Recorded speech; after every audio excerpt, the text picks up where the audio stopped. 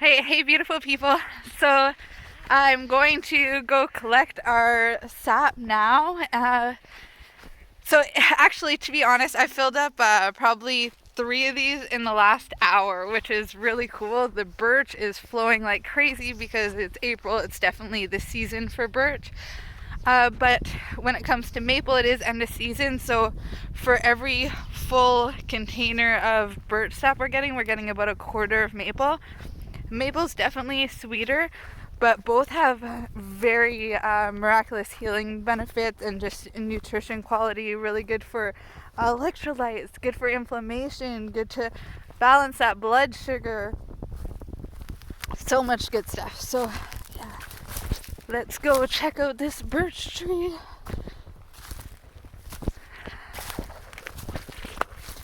It's right on the bank of the water here. It's quite a beautiful spot. Oh my gosh, they're overflowing. I just tapped these as I said, like probably about an hour or so ago.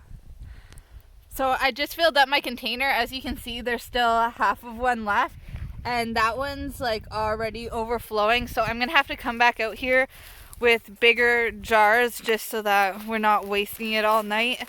We can collect it, save it.